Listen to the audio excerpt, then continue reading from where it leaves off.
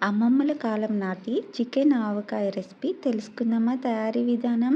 కావలసిన పదార్థాలు: 1 kilo chicken, ఆవపిండి 200 గ్రాములు, నూనె 1 కేజీ, పచ్చికారం 4 స్పూన్లు, ఉప్పు 100 గ్రాములు, నిమ్మరసం 4 కప్పులు, పసుపు 1 స్పూన్, వెల్లుల్లి 1.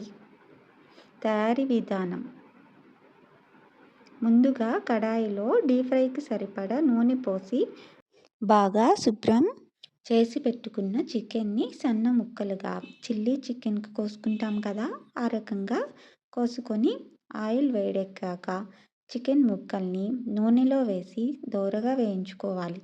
తర్వాత చికెన్ని నూనెలో నుంచి తీయకుండా బాగా చల్లార్చుకోవాలి. చల్లారిన తర్వాత పసుపు, ఉప్పు, కారం, ఆవాల పిండి, నిమ్మరసం ఇవన్నీ చల్లార్చుకున్న చికెన్లో వేసి బాగా కలుపుకోవాలి. అంతే, రుచికరమైన చికెన్ ఆవకాయ రెడీ. ఇది 1 లేదా 2 నెలలు నిల్వ ఉంటుంది.